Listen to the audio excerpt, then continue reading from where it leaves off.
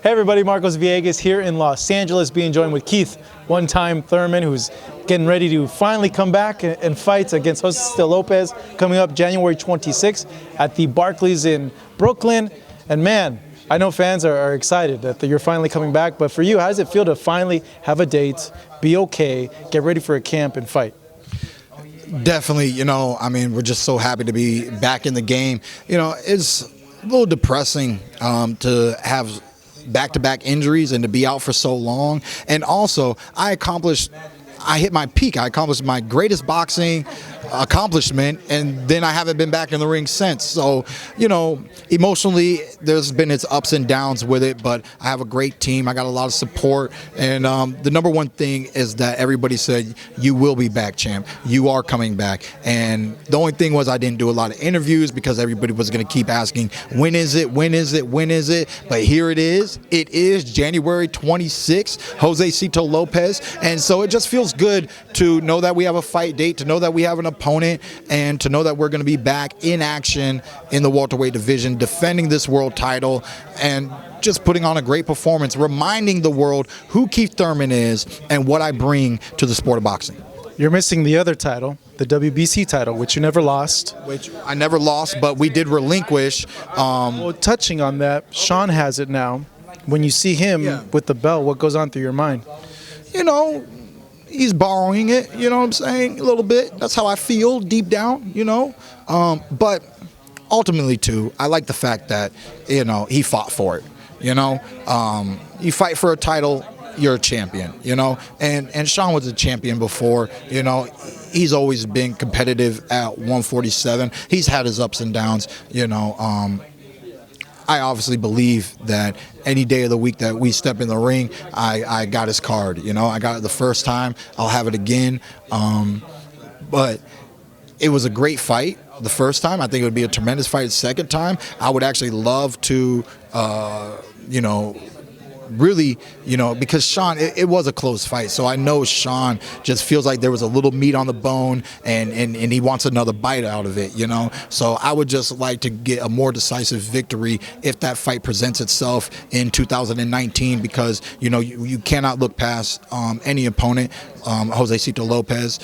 Outside of that, you have Manny Pacquiao that's fighting Adrian Broner, and he's a wild card as a potential fight. I don't know if Pacquiao is thinking about the super title, but he may be. So I do look forward to watching that fight and seeing if that comes up later in the year for negotiation. But all that we're really focused on is getting back, staying healthy, and just reminding the world who Keith One-Time Thurman is, that he's not sometime, that he's not run time, that he's a real world-class champion who goes toe-to-toe and has exciting fights.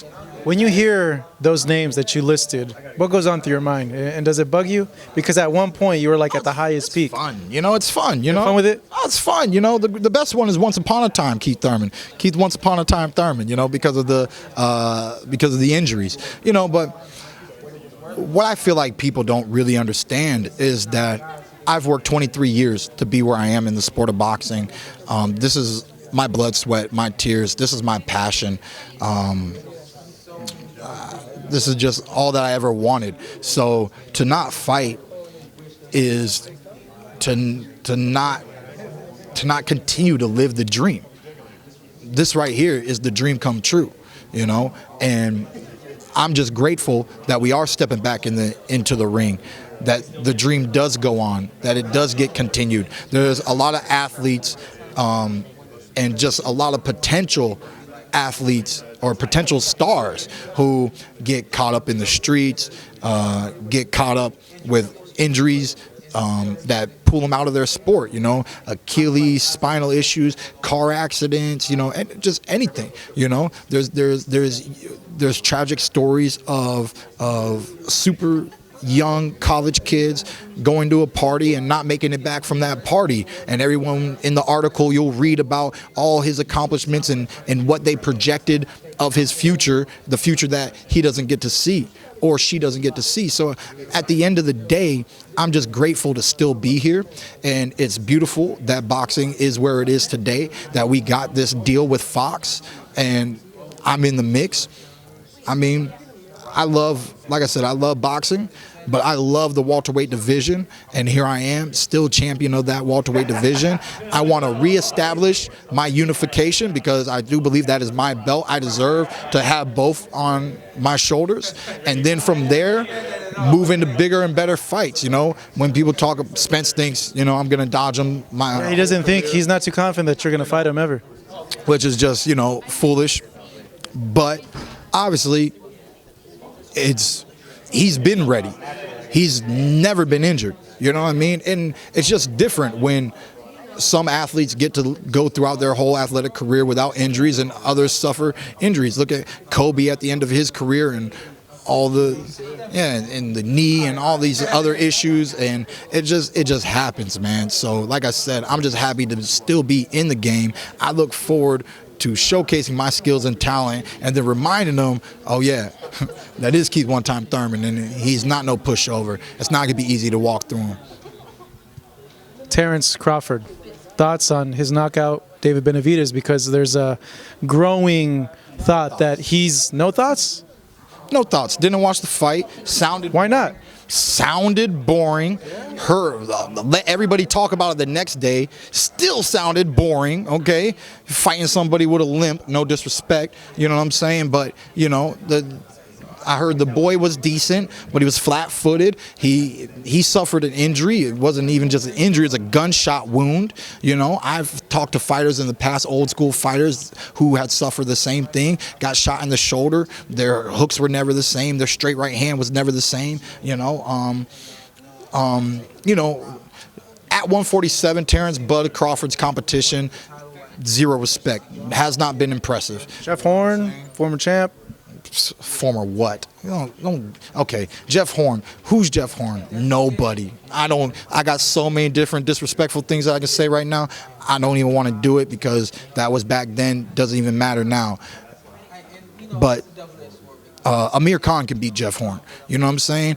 I don't even know if Terence Crawford can beat Amir Khan. Amir Khan is a better fighter than a lot of his competition lately. So I know there's a lot of people. I respect Terence Bud Crawford. I just don't respect him at 147 yet.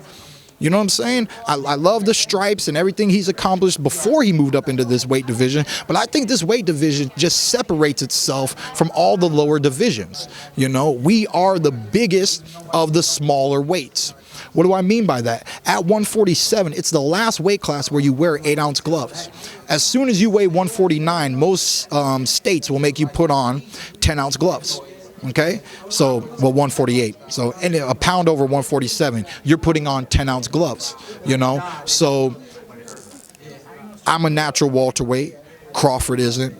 Spence is a natural welterweight. Sean Porter is a natural welterweight. You know, and even Danny Garcia, he's a smaller welterweight, but Terence doesn't find anybody that I think that can compete with those kind of fighters. So at 147, it's very impressive, and he's going to have to do more if he wants me to respect what he's doing in the welterweight division. And obviously, he doesn't need my respect. He can keep doing what he's doing, and he's a tremendous fighter, and he's exciting to watch. A lot of people love the skills and the talent that he brings into the ring. He trains hard. I know the kid from the amateurs. I have love and respect for him, but I don't respect what he's accomplished at 147. Not yet. Keith, thank you so much. I'm glad you're coming back. I know it's going to be appreciated by fight fans everywhere. Keith Thurman challenging Josecito Lopez coming up January 26th. I remembered. I have a really bad memory, and I remember. At the Barclays, we think? Barclays Center in New York. Check it out, guys.